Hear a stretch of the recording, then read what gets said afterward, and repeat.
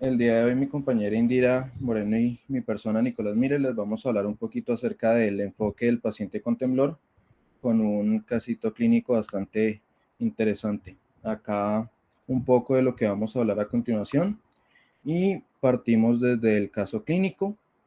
Es un paciente masculino de 64 años, origen y procedencia de Cali, Valle del Cauca, eh, de ocupación desconocida, importante mencionar, habitante de calle. El motivo de consulta por el cual es ingresado a la institución es traído por paramédicos al ser encontrado en la calle inconsciente en el suelo.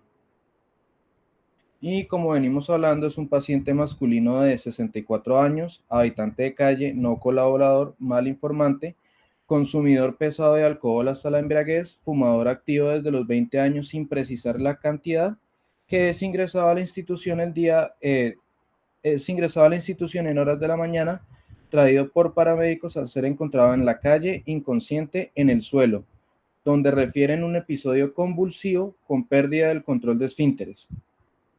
El paciente manifiesta que no es el primer episodio en el cual pierde la conciencia, sin embargo, no ha consultado al respecto ni recibido atención médica previa. Seguimos con los antecedentes personales de nuestro paciente. Dentro de los antecedentes patológicos, en primer lugar, él niega cualquier enfermedad previa. Sin embargo, a medida que va evolucionando el interrogatorio, refiere que tiene algo en la cabeza, pero no ha consultado antes, a lo que él refiere como un patatús. Dentro de los farmacológicos, niega el consumo de medicamentos. Dentro de los antecedentes quirúrgicos, al paciente se le realizó una laparotomía exploratoria hace más de 15 años. Sin embargo, el paciente desconoce el motivo por el cual le realizaron este procedimiento quirúrgico. El paciente no refiere hospitalizaciones previas, niega antecedentes alérgicos. En cuanto a tóxicos, hablamos de un alcoholismo crónico hasta la embriaguez, fumador activo sin precisar cantidad, y dejamos el duda al consumo de sustancias psicoactivas. Dentro de los antecedentes inmunológicos no refiere vacunación contra COVID ni influenza, no refiere antecedentes traumatológicos ni transfusionales, y dentro de las enfermedades de transmisión sexual no refiere, aunque manifiesta que nunca se han realizado pruebas para esto. Siguiendo un poquito con los antecedentes familiares, no recuerda muy bien si sus padres sufrían de alguna enfermedad, sí manifiesta que su hermana presenta hipertensión arterial y niega que alguno de sus familiares presente cuadros de síncope o de temblores. Vamos siguiendo con la revisión de síntomas por sistema. El paciente presenta astenia, dinamia, polidipsia, mareo, hipoacusia, incontinencia urinaria y también manifiesta dolor en miembro inferior derecho. Sin embargo, el paciente niega náuseas, vómito, niega cefalea, niega dolor precordial, disnea o visión borrosa, niega estado de confusión, niega rigidez muscular, niega espasmos musculares incontrolables, niega cambios de comportamiento o niega lo que es tinnitus, escotoma o percepción de algún olor desagradable o desconocido. Importante mencionar que el paciente no recuerda pérdida de conciencia durante el evento o no recuerda el evento como tal. Ahora partimos de la exploración física en pacientes que vamos a evaluar temblores, pacientes que nos llegan a nuestro servicio de urgencia. Tenemos que hacer una evaluación integral, no solamente enfocarnos en el temblor como tal, porque como vamos a ver ahora a continuación, hay muchas causas que pueden originar estos temblores. Debe ser una exploración integral desde la cabeza hasta los pies, incluido el examen neurológico, que ya vamos a hablar a continuación. Entonces partimos del examen físico de nuestro paciente, los signos vitales al ingreso, una presión de 124/76 milímetros de mercurio, una temperatura de 37.4 grados centígrados, una saturación de 95% de oxígeno ambiente, una frecuencia cardíaca de 100 y una frecuencia respiratoria de 19. Importante mencionar que nuestro paciente mide 1,64, al ingreso pesaba 48 kilogramos, que nos da un índice de masa corporal de 17.8. Como podemos observar ahí, es bastante por debajo de los rangos esperados del IMC de una persona. A la exploración física encontramos en la piel que no había palidez mucocutánea, no había ictericia. Sin embargo, habían múltiples lesiones hipopigmentadas planas en las extremidades inferiores. En la cabeza no hay indicios de traumatismos recientes, pupilas isocóricas, normorreactivas a la luz, escleras anictéricas, y la mucosa oral estaba seca y la dentadura en muy mal estado, incompleta, con placa en la lengua de coloración blanquecina. A nivel del cuello, encontrábamos la tráquea central, cuello móvil, simétrico, no se palpaban masas o adenopatías, ni había presencia de ingurgitación yugular. Cardiopulmonar, nuevamente encontramos un tórax simétrico, expansión normal, ruidos cardíacos rítmicos, sin alteraciones, no se auscultaban soplos, murmullo vesicular presente en ambos campos pulmonares. Abdomen, plano, blando, depresible, sin masas, sin megalias, sin signos de irritación peritoneal, con ruidos hidroaéreos presentes, y a nivel del óseo muscular, 4 extremidades simétricas móviles, sin edema, pulsos periféricos presentes y llenado capilar menor a 2 segundos, sin frialdad distal. Ahora bien, a lo que nos interesa el día de hoy, partimos de las características de los temblores y tenemos que tener en cuenta 3 aspectos claves a la hora de describir un temblor. Si el temblor se manifiesta cuando el paciente está en reposo, cuando está realizando algún tipo de actividad, con qué frecuencia es este temblor que está presentando nuestro paciente, ya esto más adelante lo vamos a, a ver con más profundidad, si el temblor se manifiesta siempre o si muy pocas veces se presenta con una actividad en particular, y hablamos de que la amplitud del movimiento, si es fino o si es bastante aumentado, dependiendo de la actividad que esté realizando o si es en reposo y no varía según la actividad que realice el paciente. Aquí una tablita acerca de los tipos de temblores y las características que más adelante vamos a ver, hablando un poco de lo que estábamos mencionando. Y dentro del examen neurológico, como les veníamos comentando, importante a estos pacientes revisar desde los pares craneales, los movimientos oculares, los reflejos pupilares, a ver si hay algún tipo de alteración. Relacionándolo con este paciente, un habitante de calle, no sabemos hasta el momento, como dejábamos en duda el consumo de alguna sustancia, tenemos que valorar estos reflejos, a ver si hay alguna alteración, si hay algunos cambios a lo que esperaríamos normalmente en cualquier paciente, los movimientos faciales de nuestros pacientes, si hay algún compromiso a nivel de algún par craneal, y importante, la evaluación de la fuerza, hacerlo tanto en extremidades superiores como en extremidades inferiores, la medición de los reflejos osteotendinosos, más adelante vamos a ver su correlación que va a tener en este cuadro clínico, y las maniobras cerebelosas y la postura y la marcha. Dentro de las maniobras cerebelosas, vamos a realizar pruebas como lo es la de punto a punto, que puede ser nariz a dedo. Nosotros nos paramos enfrente a nuestro paciente, le pedimos que por favor con su dedo índice toque nuestro dedo y asimismo con el mismo dedo en un mismo movimiento se toque la nariz. Y nosotros vamos a ver qué tanta facilidad y qué tanta coordinación tiene nuestro paciente al realizar este movimiento. También le vamos a pedir que con las palmas de la mano realice un movimiento repetitivo, y es que ponga, así sea palma derecha o palma izquierda, una palma mirando hacia arriba y una palma mirando hacia abajo, y haga ese movimiento de forma repetitiva. Con eso vamos a hacer estas mediciones de las maniobras cerebelosas. Otra que es importante también mencionar es la prueba talón-rodilla. Le pedimos a nuestro paciente que se siente en la camilla con las piernitas por fuera de la camilla, y le pedimos que con una de las piernas la mueva, intente tocarse la rodilla con el talón y la deslice hacia abajo. Todo esto para medir la función cerebelosa de nuestro paciente. Y a nivel de la postura y la marcha, le pedimos que se ponga de pie. Observamos si para ponerse de pie necesita algún tipo de ayuda, de apoyarse con las manos, o si puede pararse por su propia cuenta. También tenemos en cuenta la postura que adopta el paciente estando de pie, si hay amplitud si amplía las extremidades para tener un mayor área de control sobre su cuerpo, si es una marcha si hay algún tipo de marcha patológica presente, entre muchas otras. También tenemos en cuenta lo que es la diococinesia, que ya vamos a hablar en algunos momentos de eso, que serían movimientos rápidos, repetitivos y alternados, como le mencioné eh, el, al revisar los movimientos con las palmas alternadas. Y en caso de que esto no pueda realizarse, se denominaría disticocinesia, lo que ya les había mencionado. Y hablando de la condición de los temblores, en este caso tenemos que hablar que nuestro paciente eh, presenta un temblor generalizado involuntario en reposo y de intención que aumenta la amplitud con movimientos voluntarios.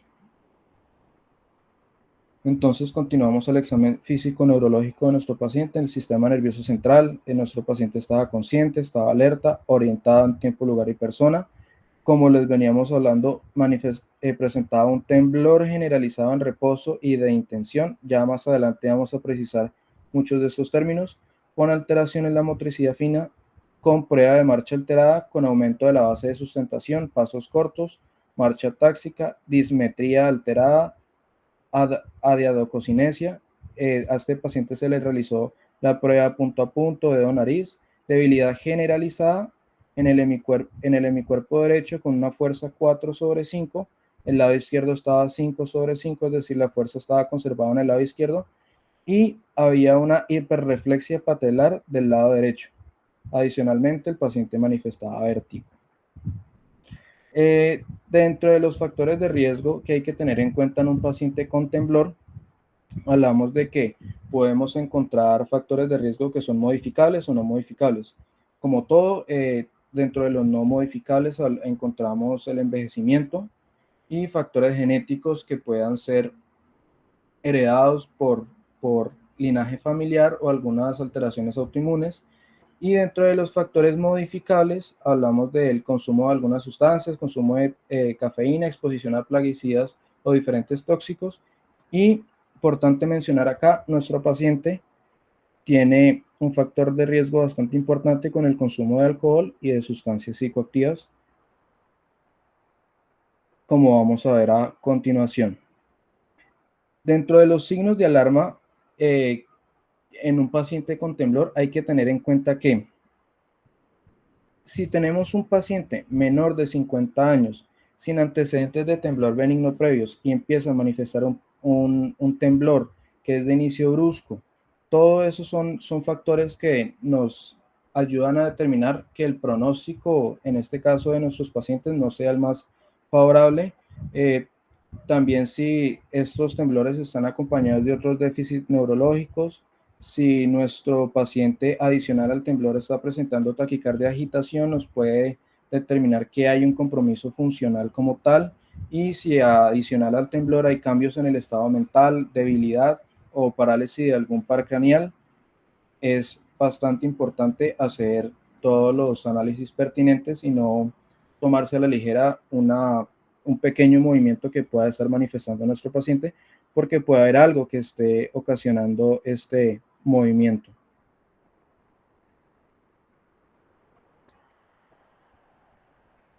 Por todo lo que hemos venido comentando, hay que realizar un buen interrogatorio para identificar características claves y así tener un acercamiento a un posible diagnóstico. Hay que tener en cuenta, como vemos ahí todos en pantalla, a qué edad inició el temblor de nuestro paciente, si este ha ido progresando con el tiempo o no, si hay algún familiar o hay antecedentes familiares de que en la familia, valga la redundancia, se presente esta clase de temblores o esta clase de movimientos involuntarios, si nuestro paciente utiliza algún medicamento, que más adelante vamos a ver qué medicamentos pueden ocasionarnos ciertos temblores. Si este temblor, como ya hemos venido hablando, se presenta solamente durante la actividad o en reposo o ambos, qué partes del cuerpo se afecta con este temblor, y si nuestro paciente presenta algún tipo de alteración a nivel psicológico, psiquiátrico, que pueda estar ocasionándonos este temblor. También con qué nos podemos apoyar para hacer un diagnóstico más asertivo. hablamos de las pruebas complementarias. Entonces, a todo paciente que llega a servicio de urgencia, si estamos observando un temblor, debemos de hacer unas pruebas iniciales, lo que es un hemograma, glicemia, pruebas de función renal, hepática, electrolitos. Si hay sospecha de intoxicación por fármacos o por consumo de alguna sustancia, se deben hacer las pruebas pertinentes. Una vez se haga todo este screening inicial del que estamos hablando, ya podemos hacer una aproximación más acertada y en caso de sospecha de alguna enfermedad infecciosa, realizar las pruebas particulares, como es el caso de la, de la sífilis. Si se sospecha en este paciente, se le hacen las pruebas eh, eh, aptas para esa enfermedad. Si se sospecha alguna masa, se hacen marcadores específicos para esa masa en la que se está pensando, como hablamos de la feocromociroma, perdón, que es una masa que se puede presentar a nivel cerebral. Estas serían las pruebas que se realizan en este caso en particular. Si hay sospecha de alguna enfermedad autoinmune, como es el caso de la enfermedad de Wilson, se hacen todos los marcadores específicos. Y si también importante, la realización, si así se considera, de una electromiografía para observar la conducción que tienen los nervios de nuestros pacientes. Ahora bien, hablando en particular de nuestro paciente, decimos que se le realizó un hemograma al ingreso, unos leucocitos de 7280, una hemoglobina de 12.8, hematocrito de 36.3, volumen corpuscular medio de 97, hemoglobina corpuscular media de 33, plaquetas 226.000, neutrófilos 81.6%, linfocitos 21.1%. Pero qué pena que lo interrumpa. Recuerden que idealmente antes de hacer como el análisis, pues hasta del examen físico y de los laboratorios, es importante, pues de todas las opciones de temblor, no sé si ustedes en alguna parte tienen cómo se hace el enfoque, cuáles existen y miramos Sí, Doc, ya posibilidades que en un tenga el momentico, paciente. íbamos a tocar esa parte, íbamos a hablar de los paraclínicos del paciente y Sí, llegamos a pero hablar es importante como el orden, recuerden de su análisis, no van a ver los exámenes antes de tener en la cabeza una opción, o no sé si alguien antes de ver estos exámenes que igual son muy variados en cada paciente con un movimiento anormal, cómo, o sea, qué piensan que tiene, porque uno no puede pedir un examen sin saber primero qué tiene el paciente. ¿Listo? Entonces, a eso voy, porque se quedan con que al paciente se le hicieron unas cosas, pero tal vez tendríamos que discutir si eran pertinentes o no, o por qué pedirle exámenes a un paciente con temblor y cuáles serían los indicados. Entonces, no sé si adelantamos un poquito la parte donde esté las opciones para analizar con la enfermedad actual qué puede tener el paciente y si eso nos cuadra con ese examen físico. Bueno. listo, Doc, entonces ya vamos a continuar con ese aspecto. Bueno, entonces continuaremos con la teoría para darles como pues una definición de los diferentes temblores y ir sacando las conclusiones de a cuál pertenecería el temblor de nuestro paciente. Entonces aquí hacemos una tabla de un pequeño glosario porque es importante pues discutir este tipo de, pues, de tipos de temblor. Entonces cuando hablamos de una disquinesia, hablamos de que esta Perdón, siempre... Doc, hay que aclarar algo. Ahí Dígame. no serían tipos de temblor, sino serían movimientos anormales. Eso. Sí, Uno de señor. todos los movimientos anormales es temblor. Eso, sí, señor. Pero lo que usted, o sea, primero todos los movimientos anormales hay que diferenciarlos y saber si sí es temblor. Y luego, cuando ya tengamos el temblor, ahí sí lo clasificamos en parte, como lo decía el doctor ahorita, el doctor Nicolás, de acuerdo a si es en movimiento, en reposo, ¿sí? Entonces, como para que lo tengan en cuenta que lo primero, y está muy bien, es definir si sí el paciente tiene temblor, porque los otros movimientos anormales se analizan diferente y solo vamos a repasar cuando el paciente tenga temblor, ¿qué hacer? Bueno. Sí, señora. Bueno, entonces, como lo explicaba la doctora, entonces este sería un glosario acerca de los diferentes movimientos anormales que puede presentar nuestro paciente. En este caso de la exposición sería temblor. Entonces, hablamos de las discinesias, que serían los movimientos involuntarios anormales. En este caso, como los temblores, los tics, corea y estereotipias. Cuando ya hablamos de las mioclonías, serían los movimientos que sean breves, rápidos y bruscos.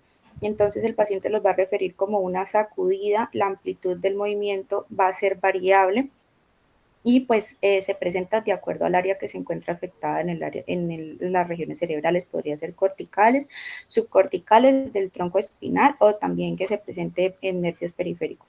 Cuando ya hablamos de los tics, esto se presenta como un trastorno, estos son de características involuntarios, son breves y repetitivos, digamos que pueden causar incapacidad en algunos pacientes cuando se presentan ya muy seguidos, les genera, digamos, problemas de ansiedad cuando se presentan y además se exacerban.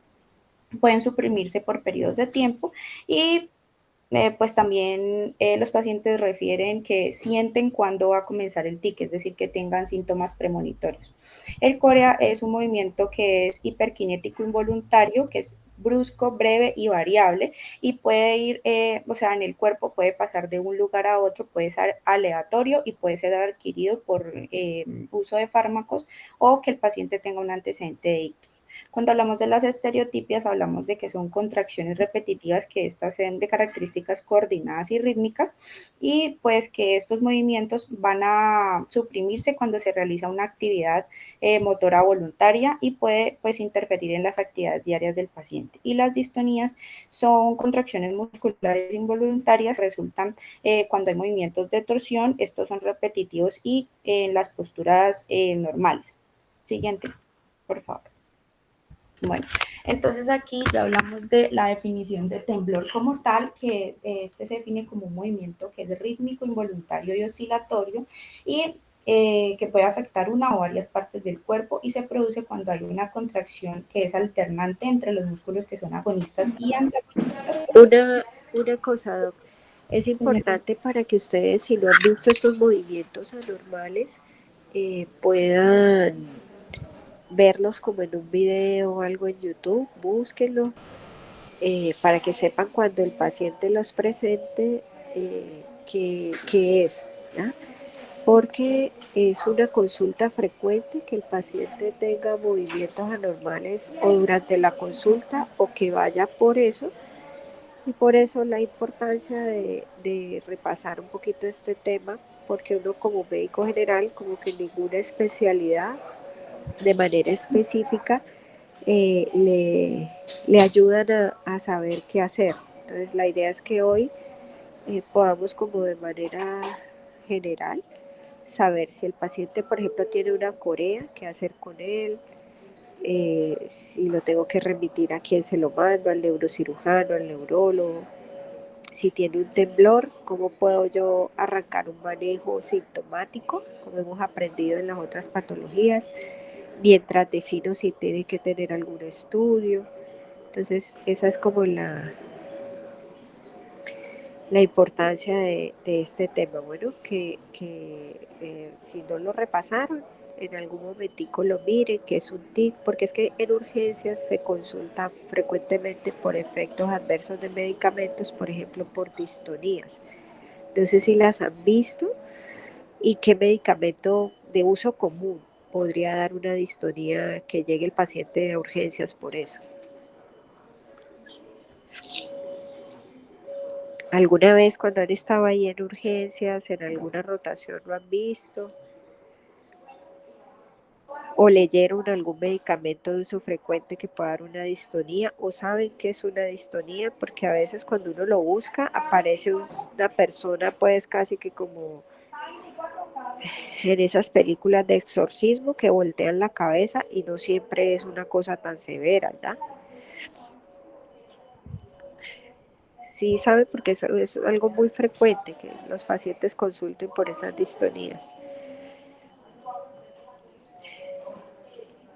No, la verdad no. Nadie le oyó nada ahorita que leyeron del tema. Doc, ¿los antipsicóticos pueden causar insomnio? ¿Los qué, Doc? ¿Los antipsicóticos? Sí.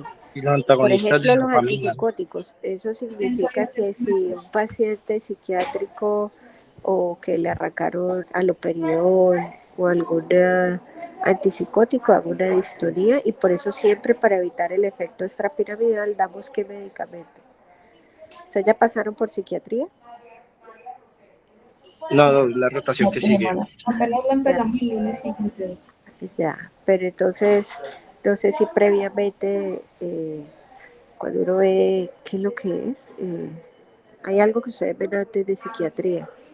No me acuerdo ahorita cómo se llama la materia, pero no sé si ya vieron qué medicamento uno da para contrarrestar ese efecto extrapiramidal.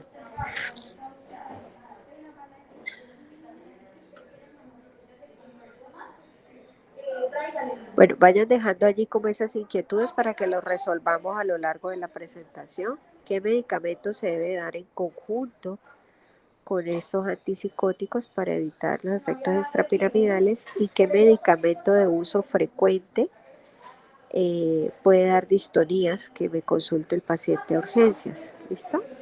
Listo, puede continuar. Sí, señora. Bueno, entonces, como lo mencionaba la doctora, este es el trastorno del movimiento que se presenta más frecuentemente en consulta. Dale la siguiente, por favor. Bueno, entonces aquí vamos a hablar de los tipos de temblor, los vamos a agrupar en dos grandes tipos. Entonces vamos a tener el temblor en reposo y el temblor en acción. Entonces el temblor en reposo es el que ocurre cuando en una parte se encuentra relajada, es decir, por ejemplo, cuando las manos se encuentran sobre el pecho o sobre alguna estructura firme. Y este va a aumentar pues su amplitud cuando haya estrés o cuando se le pida un movimiento general al paciente, es decir, por ejemplo, que camine, puede que empeore el movimiento y disminuye con los movimientos específicos, como lo explicaba mi compañera, que es la maniobra dedo, nariz, dedo. Cuando ya hablamos del temblor en acción, entonces este sí se produce al realizar un movimiento que es de características voluntarias y aquí vamos a hablar del temblor esencial, el fisiológico, el funcional, el cerebeloso, que es el mismo cinético, distónico de escritura primario o que el que denominamos ortostático. Estos temblores de acción a su vez los vamos a poder diferenciar en postural, cinético o isométrico. Entonces, cuando hablamos de que el paciente presenta un temblor postural, este es cuando se le pide al paciente que mantenga una posición antigravitatoria, es decir, por ejemplo, que se le pida que extienda los brazos.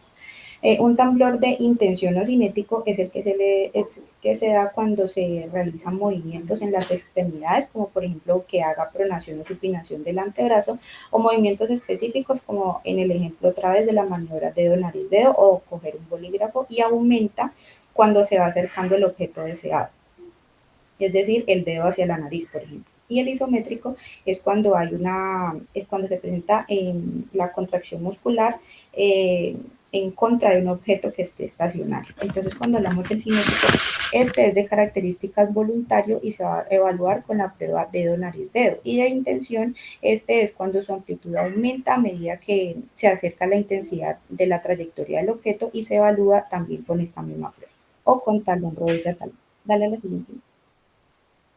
Bueno, a su vez los temblores cinéticos se van a clasificar en que puede ser por una tarea específica o postural. Entonces, por ejemplo, puede ser por una tarea específica como escribir o realizar un deporte o el uso de un instrumento musical, y el de postura es el que ocurre cuando hay activación de un músculo que sea gravitatorio, por ejemplo, el temblor cefálico.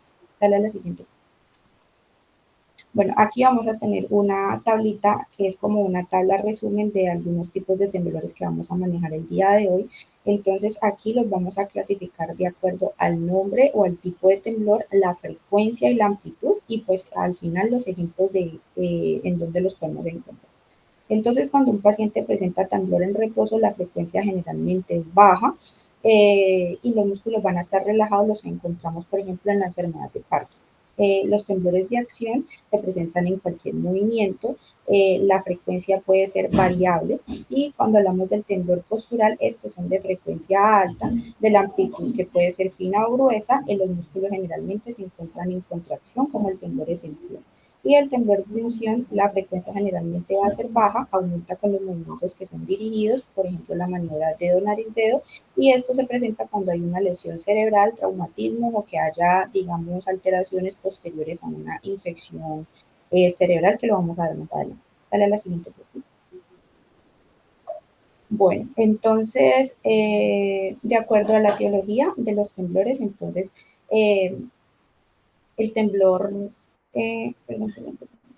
El temblor en reposo, pues lo vamos a encontrar en la enfermedad de Parkinson, como les explicaba, o en cualquier síndrome que sea parkinsoniano, cuando es postural o de actitud, por ejemplo, en el esencial, que lo vamos a ver, o en la enfermedad de Wilson, que es una enfermedad autosómica recesiva, cuando hay exceso de cobre, o el temblor cinético intencional, que se presenta en enfermedades como neurolúes, esclerosis múltiple o que hagan atrofias nerviosas. Dale a la siguiente. Bueno, entonces puntualmente vamos a hablar del temblor cerebeloso. El temblor cerebeloso tiene una frecuencia de amplitud variable y este se evidencia más cuando el paciente finaliza el movimiento y en los movimientos que requieren precisión. Este se presenta de característica cinética o de intención, como les había explicado, y puede ser unilateral o bilateral. Y la etiología, pues, es múltiple. Ahí está un cuadro, digamos, general y puede ser causado, pues, cuando el paciente requiere que haya tenido un trauma o que se haya estudiado algún tumor o infarto cerebral o que el paciente tenga esclerosis múltiple o enfermedades vasculares o que esté expuesto a tóxicos o medicamentos tóxicos como alcohol o barbitúrico, litio, fenitoína, mercurio, enfermedad de Wilson, que hayan atrofias o degeneraciones cerebelosas o del tronco del encéfalo o que sea secundario también enfermedades infecciosas, como lo menciona allí, que sería la enfermedad por infecciones por influenza, por rabia o por sífilis. Dale a la siguiente. Bueno, entonces aquí vamos a hablar de la neurolúes. La neurolúes es causada pues, por una espiroqueta denominada Treponema pallidum. La epidemiología es que la incidencia es de 0,47 a 2,1 casos por cada 100.000 habitantes. Este se denomina que es una neuroinvasión. Se puede presentar en cualquier etapa de la infección por sífilis y se conoce como la gran simuladora, pues o consentimiento del parénquima, es decir, la vamos a clasificar en una neurolúes meningea o una neurolúes parenquimatosa o puede ser mixta. Entonces, cuando hablamos de la fisiopatología de esta enfermedad, pues recordemos que esta es una enfermedad infecciosa que ingresa cuando hay contacto con lesiones en la piel o en las mucosas. Entonces el contagio suele ser principalmente por vía sexual, pero también se puede presentar por transfusiones, porque haya inoculación, trasplante de órgano sólido o verticalmente a la hora del parto o transplacentario. Esta va pues invadir todas pues la célula, va a comprometer el sistema inmune y cuando ya hablamos de la clínica de esta enfermedad, pues entonces recordemos que existe la sífilis primaria, secundaria y terciaria. La primera pues en la que vamos a encontrar el chancro, luego ya vemos las otras lesiones dermatológicas palmoplantares y al final en la terciaria pues vamos a encontrar por ejemplo que haya compromiso de órgano blanco como el sistema nervioso central, corazón, grandes vasos o los huesos. Entonces la neurosífilis es la que se presenta en cualquier estadio de la enfermedad, como les había explicado, y las manifestaciones pueden ser múltiples. Entonces, un tercio de los pacientes son los que no van a desarrollar neurolúes y otros, en un 5%, es los que sí van a presentar. El 30% son asintomáticos y los que desarrollan formas parenquimatosas o meningias se pueden mezclar con otros síntomas porque generalmente pues no es puro. Entonces, como les hablaba de la neurosífilis parenquimatosa, que es la que vamos a estudiar, esta se presenta especialmente en hombres y hay como una condición que es la parálisis general progresiva, que es una meningoencefalitis crónica que tiene predominio a nivel frontal y temporal y representa aproximadamente el 3,6% de los casos con deterioro cognitivo en los pacientes después de la primoinfección y va a tener también cambios psiquiátricos en el paciente como manía, depresión o psicosis o deterioro cognitivo que ya sea mayor. En algunos casos podemos observar que el paciente esté presentando demencia que sea de rápida progresión a psicosis Y sobre todo lo vamos a ver en los pacientes que sean VIH positivo o que ya tengan SIDA. Y podemos encontrar aquí las mioclonías, que era lo que les explicaba, la disartria, temblor en acción, que el paciente tenga hiperreflexia, y en el 20% de nuestros pacientes podemos encontrar que presenten convulsiones, como en el caso de nuestro paciente. Perdón un momentico.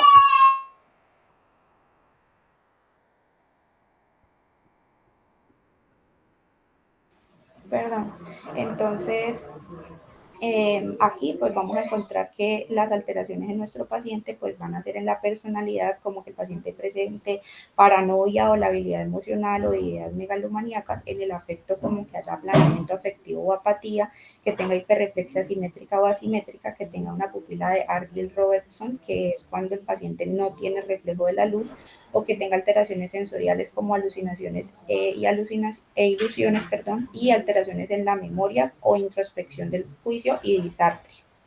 Las pruebas que vamos a utilizar en el Neuroluz pues son las treponémicas principalmente, porque son las más eficaces para la tamización del Neuroluz, como la FTABS, y las no treponémicas, que la que más se usa es la BDRL y rara vez la RPR, pero estas se deben hacer en líquido cefalorraquídeo. Ya la siguiente. Bueno, aquí están, digamos, el círculo que el paciente con manifestaciones parenquimatosas va a presentar. Entonces, pues va a presentar el temblor, la disartria, cuando haya, que no pueda, digamos, que se exacerbe al realizar una actividad específica, que haya hiperreflexia y rara vez convulsión. Listo. Entonces, cuando ya hablamos del temblor fisiológico, este va a ser secundario al aumento del tono adrenérgico, como medicamentos o enfermedades que sean sistémicas o psiquiátricas. Este aparece en todas las personas, puede aparecer en todas las personas que sean sanas, o puede relacionarse con múltiples causas, y puede pasar desapercibido y acentuarse al pedirle al paciente, por ejemplo, actividades específicas como que sostenga una hoja o que apunte con el dedo a la pared. Este es reversible y puede relacionarse con situaciones que aumenten la secreción de catecolaminas, es decir, en situaciones de estrés, o en ejercicio, en fatiga, en síndrome de abstinencia, o si el paciente presenta feocromocitón. También que consuma cafeína y pues en altas cantidades, nicotina, que el paciente presente hipertiroidismo, que tenga hipoglicemia o hipotermia, y medicamentos como los dopaminérgicos, el litio, los neurolépticos o los simpaticomiméticos, o por ejemplo los que sean psiquiátricos antidepresivos, que serían los inhibidores de la receptura de serotonina. En este debemos hacer criterios también de exclusión, descartar la hipoglicemia, que haya tirotoxicosis o que haya abstinencia etílica o de benzodiazepina. El tratamiento, como lo mencionamos allí, usualmente es usando los beta-bloqueadores no selectivos como el propanolol y el timolol. ¿Vale lo siguiente? Bueno, entonces cuando ya hablamos del temblor funcional, este se presenta como un movimiento involuntario de características rítmico, es oscilatorio, y se puede presentar en cualquier parte del cuerpo y no concuerda con otro tipo de temblores. Este va a ser de inicio abrupto y se presenta cuando el paciente esté en reposo o esté realizando alguna actividad en presencia de alguna distracción. Este remite espontáneamente y la terapia que usualmente se hace es la cognitivo-conductual, y cuando usamos ya farmacológico es los beta bloqueadores no selectivos como el propanolol. Listo. Cuando ya hablamos del temblor de Holmes, este es un trastorno que es neurológico, pero es poco frecuente y la patogénesis no es clara. Este puede ser unilateral y va a tener tres componentes. Entonces el paciente va a tener un temblor en reposo con exacerbación de la postura y que se amplifique cinéticamente. La frecuencia es baja y severa, y pues el paciente refiere que es muy discapacitante. No es tan rítmico como el funcional o el anterior que les presenté, y puede presentar hemiparesia o alteraciones de pares craneales con distonía, que puede comprometer la misma zona en la que se presenta el temblor. Puede también aparecerse cuando el paciente haya presentado una ACV o alguna enfermedad desmielinizante. Este puede aparecer, puede aparecer después de años de alguna lesión cerebral, y el tratamiento que se utiliza puede ser carbidopa y levodopa o propanolol, y pues que haya una estimulación cerebral que sea profunda. Dale a la siguiente. Bueno, aquí ya vamos a hablar del temblor distónico. Estas son pues contracciones que son involuntarias, sostenidas, son intermitentes y pues las causan movimientos como los de torsión o posturas que sean anómalas. Se presenta, puede ser en actividad o en reposo y con posturas distónicas leves, como por ejemplo durante la extensión del brazo. Este puede ser rítmico, puede ser oscilatorio y puede tener compromiso en los músculos del cuello, como movimientos de torsión, como lo ven allí en esa imagen, y puede persistir aproximadamente un año. El tratamiento, pues generalmente se usan las benzodiazepinas o los betabloqueadores. También vamos a usar en casos específicos la toxina botulínica o cirugías de estimulación cerebral. Tenemos también el temblor de escritura primario, que son específicos. Este ocurre selectivamente, únicamente en el acto de escribir, y este no se asocia a una distonía focal de la mano. Ocurre solo en esta tarea específica, es esporádico, es heredado y se alivia con el consumo etílico. El tratamiento que vamos a utilizar en el temblor, en este tipo de temblores, pueden ser, por ejemplo, el clonazepam y la estimulación cerebral profunda. Dale a la siguiente, por favor. Bueno, entonces, de acuerdo al temblor ortostático, este es un trastorno que es poco frecuente y se caracteriza porque hay una sensación de inestabilidad o de caída al adoptar, al ponerse, al pedirle al paciente que se ponga de pie y mejora o disminuye o se quita al caminar, y pues está ausente cuando el paciente esté en sedestación o en decúbito. Este se presenta en la sexta década de la vida, es esporádico y genera bastante inestabilidad en el paciente. Es rápido, fino y generalmente se presenta en las pantorrillas. Es de alta frecuencia y de baja amplitud. El temblor iatrogénico e inducido por tóxicos, este puede ser tanto en reposo, es de frecuencia alta y altera las extremidades. El temblor que se presenta en acción es de inicio temporal, se relaciona con medicamentos y puede haber una relación entre la dosis y la respuesta del temblor. No se presenta en la cabeza y se trata cuando se disminuye o se suspende la dosis del betabloqueador que se está utilizando. El temblor en reposo, este aparece cuando se utilizan agentes que agotan la dopamina y tiene características de movimientos del parkinsonismo. La medicación que precede a este temblor también se relaciona con la dosis y el efecto, y pues se trata suspendiendo el medicamento, pero a diferencia del temblor en acción, este no va a desaparecer de inmediato, sino que se puede tardar meses o años en desaparecer. Este es un temblor fisiológico que aumenta con el uso de simpáticos miméticos como la pseudoepinefrina o los broncodilatadores, y también aparece en una deprivación de benzodiazepinas. Entonces, como ejemplo, tenemos que el 25% de los pacientes que tengan un tratamiento prolongado con ácido valproico van a presentar un temblor, pueden presentar un temblor postural que mejora cuando se reduce la dosis. Otro va a ser, por ejemplo, cuando los pacientes utilicen litio, y este puede producir temblor en las manos, o la amiodarona también, el haloperidol o la metoclopramida. Dale a la siguiente, por favor. Bueno, entonces ya cuando vamos a hablar del temblor psicógeno, este es un temblor de características voluntarias, a diferencia de los anteriores que todos son involuntarios. Este puede ser variable y puede disminuir o desaparecer cuando el paciente se encuentre como distraído o en placebo. Se detecta cuando hay contracción conjunta de músculos antagonistas y se evalúa mediante la electrofisiología, y se sospecha cuando es de inicio abrupto, el curso pues es estático y remite espontáneamente. Es difícil de clasificar y su amplitud y su frecuencia puede ser variable. Además, pues es un temblor que lo vamos a empezar a tratar farmacológicamente, pero vamos a encontrar que este no responde a la medicación y aumenta cuando nosotros le estamos prestando atención al paciente. Generalmente se presenta en pacientes psiquiátricos y pues se debe remitir a psiquiatría y realizar psicoterapia. El temblor sintomático, pues este se va a presentar cuando hayan alteraciones neurológicas como las distonías o que haya neuropatías hereditarias, que el paciente presente lesiones cerebrales, que haya síndrome de Tourette, por ejemplo, o el de Wilson, que es el que yo les explicaba que hay exceso de cobre y va a presentar manifestaciones hepáticas y neurológicas. Las neurológicas, que son las que nos importan en este caso, sería que el paciente esté presentando alteraciones en habla, que tenga tartamudeo, que tenga temblores, que tenga dificultad en la deglución, que tenga dificultad para deambular y que haya perdido la coordinación motora, que presente rigidez, espasmos musculares y pérdida de la expresión facial. Pero este no va a alterar el intelecto y más o menos del 10 al 20% de los pacientes con estas manifestaciones neurológicas lo vamos a detectar no tanto en nuestra consulta, sino en la consulta psiquiátrica, porque se acompaña generalmente de otros trastornos como depresión o alteraciones en la conducta como TOC o fobias. La siguiente. Bueno, entonces aquí ya empezamos con el temblor esencial. Este es un temblor que es anormal. La causa se desconoce y es dependiente del simpático. Es una alteración del movimiento, la más común, y puede ser incapacitante, mejora con el consumo de alcohol, estaba decreciendo con la edad, puede ser hereditario autosómico dominante,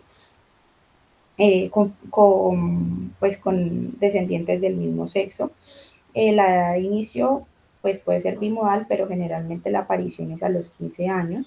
El temblor se va a iniciar con el movimiento y rara vez se presenta cuando el paciente está en reposo. Es más intenso cuando se le pide al paciente que mantenga una postura, como por ejemplo mantener los brazos extendidos. Es menos rápido que el temblor fisiológico, con ciclos aproximadamente de 5 a 8 ciclos por segundo, y la amplitud es mayor a la del temblor fisiológico y es apreciable sin que se le pida al paciente que haga alguna maniobra provocadora como la de dedo, nariz, dedo. Entonces con frecuencia va a afectar más las manos, alteraciones en la escritura, pero también es característico pues que haya movimientos en la cabeza como de afirmación, es decir, sí, sí o no, no, y puede también afectar la lengua, las piernas y la voz. Este se acentúa con situaciones de estrés, como contar monedas o realizar la firma, que es una tarea específica. Es parecido también al temblor de Parkinsonismo, pero se diferencia porque no cursa con rigidez y con braquikinesia, que sería por ejemplo, la lentitud al movimiento voluntario, y pues además los movimientos voluntarios no los inhibe, sino que se exacerban. En el tratamiento que vamos a utilizar aquí, pues como está en el cuadrito, los que más se utilizan son los beta-bloqueadores no selectivos como el propanolol. Se debe iniciar dividiendo las dosis de 2 a 3 dosis y posteriormente pues la dosis de demanda, que ya sería de los 20 a los 320, para evitar que haga tolerancia. Otros medicamentos que se pueden utilizar pues son la gabapentina y en situaciones específicas utilizar toxina botulínica y estimulación talámica. Dale la siguiente, pues. Bueno. La enfermedad de Parkinson, pues recordemos que es un proceso que es de características degenerativo del sistema nervioso central y se presenta cuando hay una lesión en la parte generalmente compacta, la sustancia negra, hay degeneración de las neuronas dopaminérgicas, es muy discapacitante y es progresivo. Se desconoce su etiología, pero pues es multifactorial. Temblor es unilateral, presenta aplanamiento de las expresiones faciales y no se observan cambios en la gesticulación, por ejemplo, pedirle al paciente que sonríe. En la principal etiología, pues serían los síndromes parkinsonianos. Estos síntomas se presentan más o menos con el 80% de la pérdida de dopamina y el 60% de las neuronas que producen la dopamina. Es más predominante en hombres, afecta la postura, es de alta frecuencia y de baja amplitud y es 20 veces menos frecuente que el temblor esencial. Los síntomas aparecen en pacientes que sean mayores de 50 años, pero pues han habido casos que encontramos pacientes a partir de los 20 años con síntomas parecidos a los de enfermedad de Parkinson. La clínica de esta patología pues va a tener una tetrada característica. Entonces, dale a la siguiente un momentico. No, sí, dale atrás, por favor. Bueno, entonces nuestro paciente, el Parkinson va a tener una tetrada característica que es cuando hay temblor en reposo. Este es el primer síntoma en el 75% de los casos y afecta preferiblemente las partes distales, miembros, y más frecuentemente también, pues también puede afectar los miembros superiores. Y en ocasiones, pues la mandíbula, la musculatura de la lengua y pues otras zonas de la cara.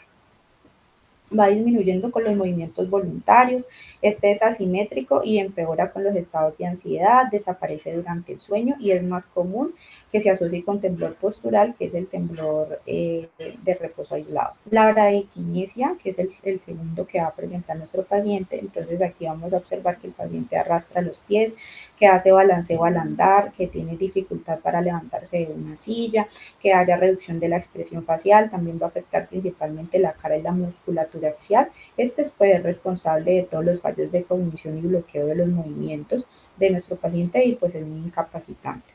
El otro síntoma que va a presentar nuestro paciente es la rigidez y este se debe cuando hay un aumento fásico del tono muscular.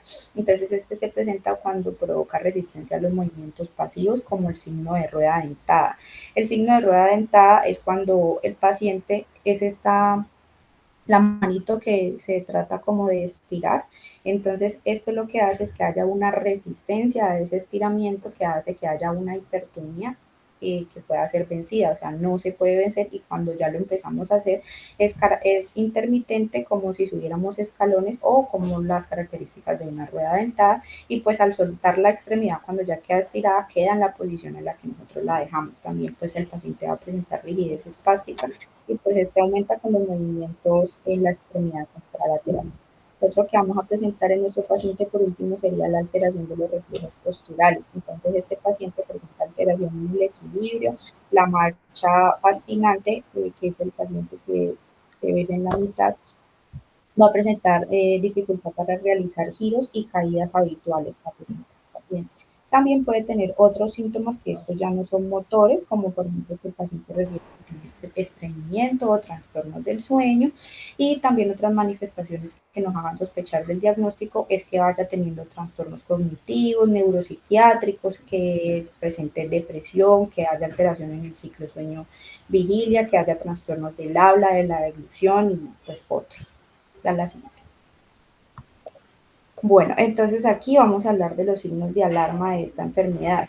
Entonces los signos de bandera roja que me van a encaminar a que yo diagnostique síndromes tipo parkinsoniano, como por ejemplo que el paciente refiera o el acompañante que fue de aparición rápida. Entonces, estos se presentan, por ejemplo, en pacientes que tienen AMSP, que significa atrofia multisistémica de tipo parkinsoniano, o que tenga una parálisis nuclear progresiva, que esta es una afectación que ocasiona los síntomas similares al mal de Parkinson, pero esta implica un daño en múltiples células del cerebro. También, pues, que haya ausencia de progresión de síntomas motores o que haya disfunción vulvar temprana, pues eso ya se hace con unos estudios específicos que el paciente, perdón, bueno, y pues que haya alguna falla autonómica en los movimientos del paciente, que se presente en menos de 5 años, que el paciente esté presentando hipotensión ortostática, es decir, que se caiga, que haya bastantes, o sea, que la frecuencia de las consultas por caídas aumente, o que haya incontinencia urinaria grave y aparición brusca. Esta es la siguiente. Bueno, aquí ya vamos a presentar una tablita con el diagnóstico diferencial entre la enfermedad de Parkinson y temblor, que también son frecuentes en la consulta. Entonces, pues las características serían pues la edad de comienzo. Recordemos que el Parkinson se presenta más en el adulto mayor o en adulto maduro, mayores de 50 años, mientras que el temblor esencial puede aparecer desde la adolescencia. El sexo en Parkinson es de predominio en hombres, mientras que el temblor esencial puede presentarse en ambos sexos. Las características como herencia familiar se presentan más en el temblor esencial. La simetría se presenta más en el temblor esencial. En Parkinson se presenta más en reposo, mientras que el temblor esencial cuando el paciente adopta una postura o pide que realice una actividad. La distribución de Parkinson pues es más en manos, piernas y es unilateral, mientras que el temblor esencial puede afectar la cabeza, la lengua, la voz, en fin. El alcohol, el consumo etílico en el Parkinson no mejora, mientras que en el temblor esencial sí mejora. Los síntomas asociados del Parkinson pues son la tetrada que les expliqué, mientras que el temblor esencial no tiene ninguna característica. A la siguiente, por favor. Bueno, aquí es como una tabla de resumen de las características de los tipos de temblores y del diagnóstico que vamos a encontrar, como para que podamos, digamos que esta es la tablita resumen para que la adoptemos a la enfermedad actual de nuestro paciente. Dale a la siguiente. Bueno, y aquí para relacionar un poco con lo que se ha venido hablando, hay cierta relación entre los medicamentos y la presentación de algunos temblores. Hablamos de que se pueden presentar temblores posturales cuando el paciente está en manejo con ácido valproico, amiodarona, anfetaminas. Vamos a encontrar dentro de todos estos fármacos algo en común, es que la mayoría de los medicamentos que nos causan los temblores, como mencionaba la doctora, son medicamentos psiquiátricos.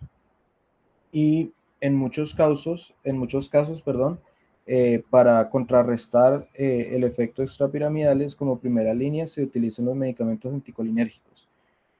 Ahora hablando de los temblores en reposo, también encontramos el ácido valproico, la amiodarona también, encontramos benzodiazepinas, fenotiacidas, entre otras, y dentro de los temblores de intención, importante mencionar el consumo del alcohol en pacientes que son alcohólicos crónicos cuando hay exceso de consumo de litio, y esta presentación en particular con los medicamentos es muy común en pacientes que tienen mucha medicación, que puede ser difícil de controlar ciertos medicamentos y que no es claro qué medicamento es el que nos está generando como efecto adverso este temblor, y puede aparecer como de manera tardía un tratamiento prolongado. Entonces ya partimos a lo que era las pruebas complementarias. Listo.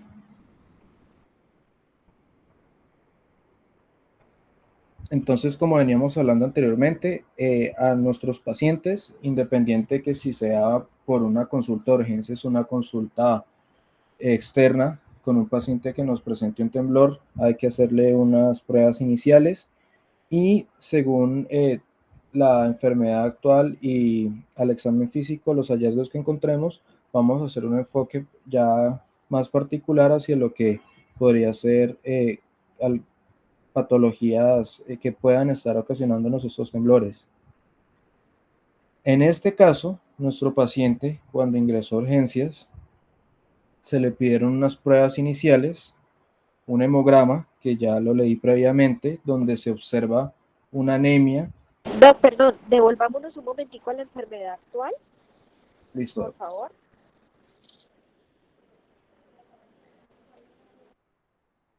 Listo. Listo. Allí con esa enfermedad actual, ¿qué consideran los compañeros? Si es un temblor y qué tipo de temblor sería.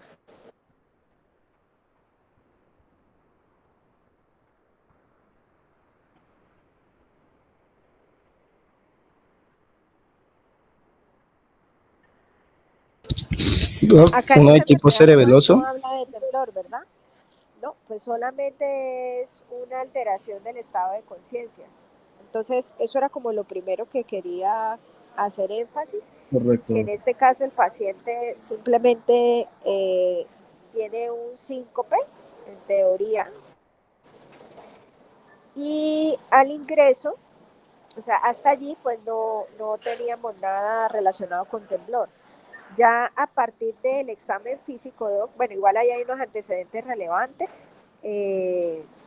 hablan de un episodio convulsivo y estaríamos en el contexto de un síndrome convulsivo en un adulto de nuevo a estudio, porque el señor al parecer no se le ha estudiado, ¿verdad? Entonces, esta es como una parte del análisis que uno hace, pero ya luego tocaría en el examen físico ver lo que encontraron. Si quieren, adelántense al examen físico.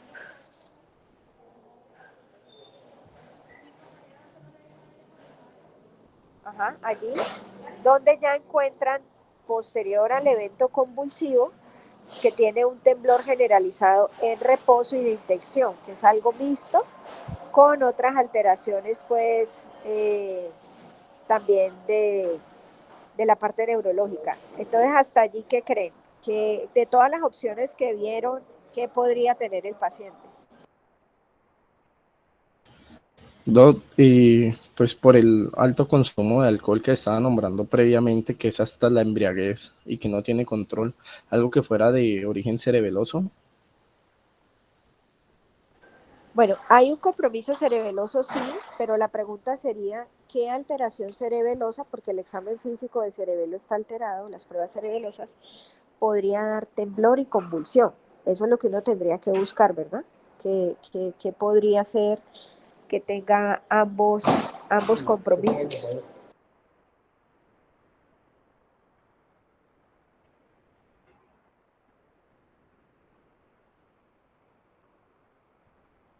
Además de que está focalizado, ¿no? Que tiene una hemiparesia también. Entonces tocaría como unir todo lo que le están encontrando.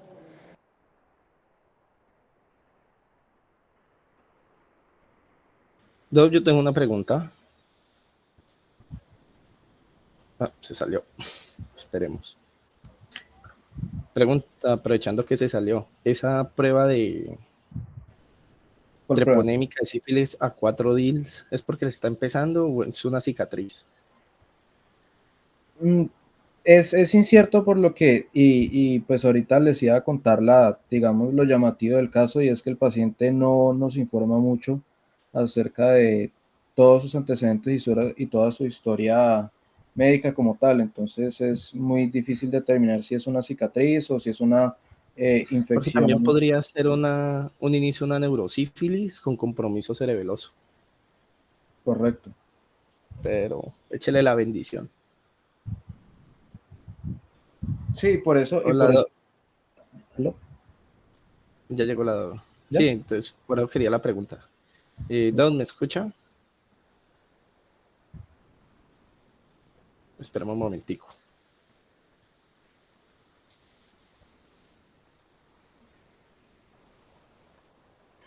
Bueno, pues mientras la conecta el audio, pues yo les sigo comentando un poquito. Eso era lo interesante de este caso clínico, por eso fue el motivo que se escogió, dado que es una presentación poco usual a lo que uno esperaría para presentar o que el paciente esté manifestando algún tipo de temblor.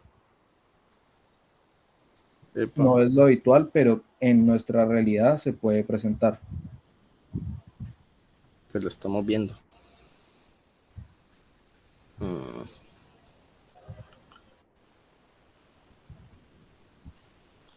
Ya me acuerdo que se va hacia otro lado. No se escucha. ¿Sí conectó? Pues ya salió, pero no sé si conectó. Epa. Así ya la vi. Está por allá abajo.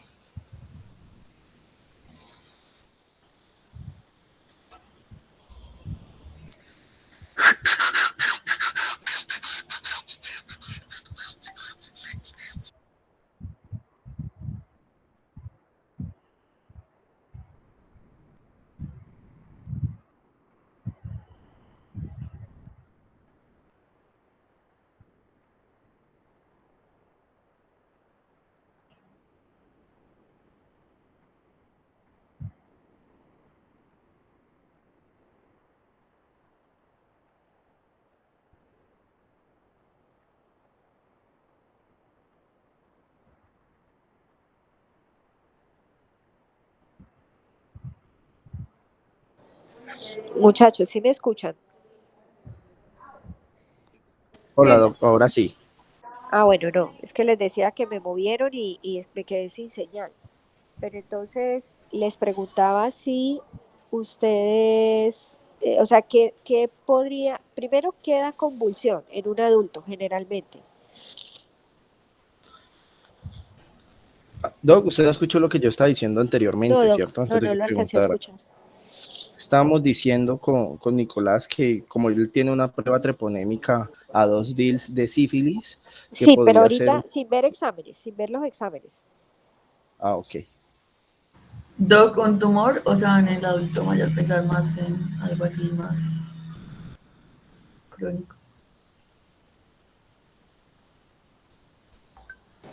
También puede presentarse por déficit de B12 y más si es alcohólico, pues podría tener alteraciones por déficit de ingesta o pérdidas. Ya, Que también hay que generalmente el mirarla. déficit de B2 en el alcoholismo, venga, para aclararlo del doctor, da parestesia, da neuropatía periférica.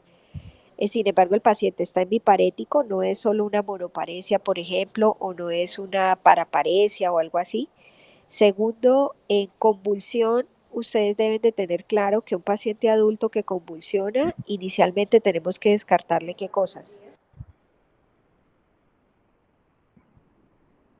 Qué pena, Doc, ¿puedes repetir? Yo escuché entrecortado. ¿Qué cosa qué?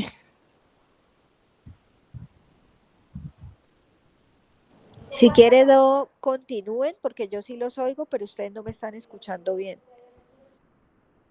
Que continúen la presentación los muchachos hasta acabar y ahorita hacemos las Listo, conclusiones. Bueno, listo.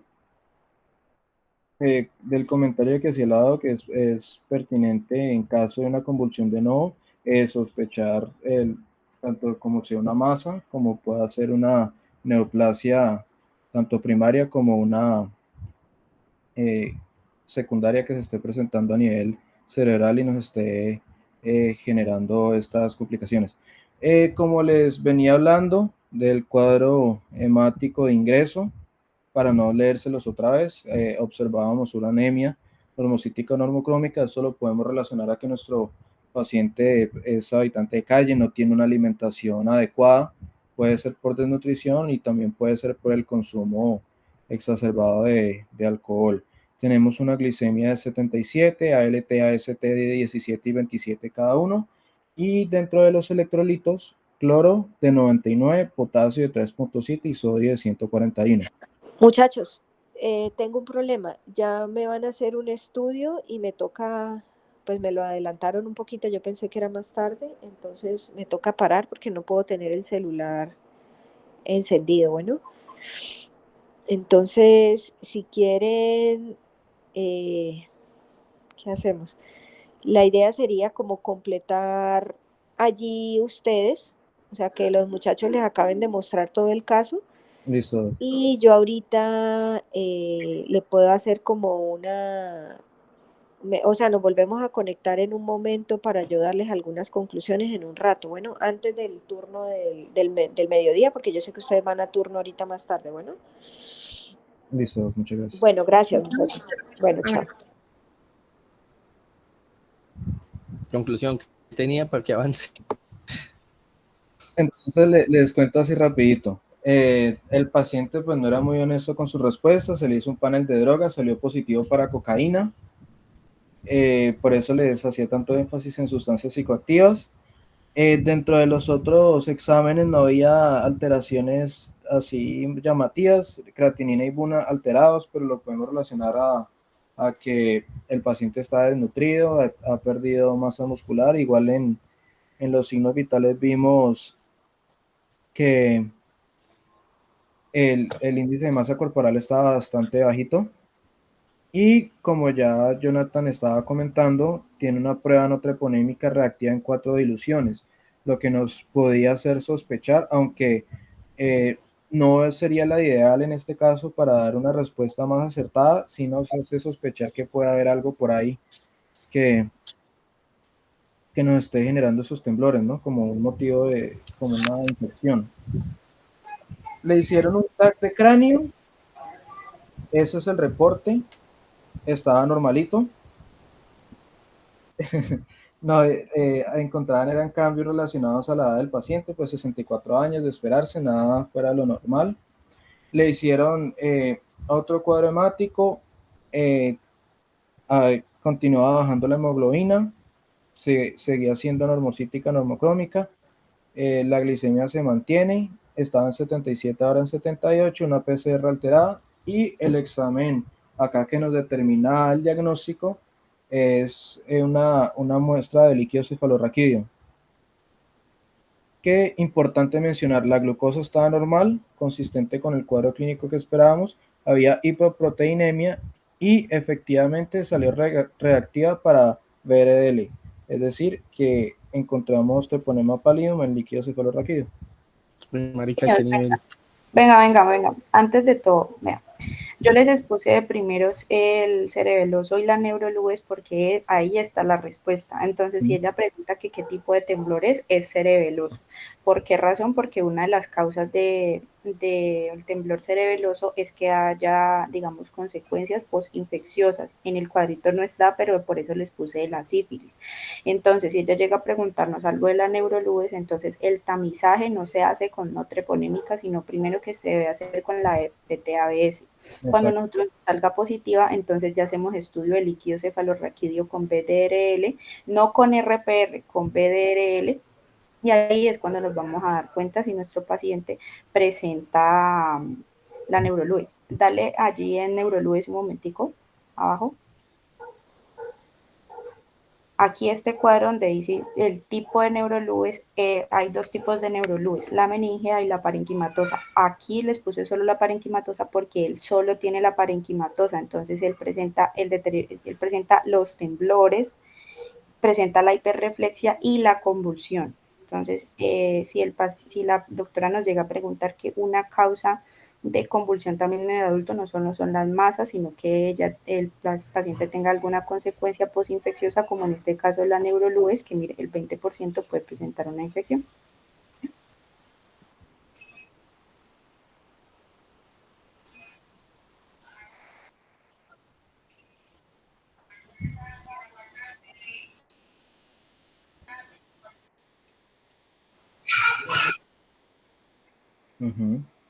Correcto.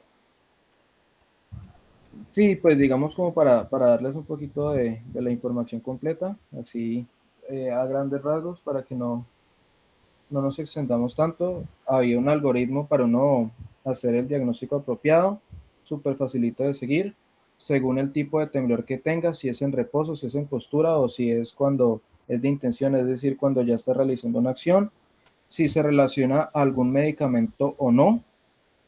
En el caso de que es en reposo, como se ha hablado a lo largo de la presentación, y no toma medicación, puede ser Parkinson. Si es secundario a una medicación, puede ser un parkinsonismo secundario al medicamento. Si es postural, no toma medicación, hay que buscar otros estudios complementarios como se les mencionaba adelante, puede ser o genético o autoinmune, hereditario, todo lo que eso conlleva. Si no hay otra enfermedad sistémica, si todas esas pruebas salen negativas, puede ser un temblor esencial. Si es de intención, toma medicamentos y alcohol, es secundario al alcohol o al medicamento que le esté generando ese temblor. Y si no, hay que descartar otras enfermedades neurológicas. Ahí ya hablamos de los tumores, si hay antecedentes de ACV, enfermedades como esclerosis múltiple y el manejo según el temblor, ¿no? Como ya se ha venido hablando. Lo llamativo del caso era que se consultaba como una convulsión, pero cuando uno examina al paciente se da cuenta de que había presencia de un temblor. Y es ahí cuando uno entra a evaluar por qué es que ese paciente estaba teniendo esta manifestación física. ¿Y ya? Gracias, Nico.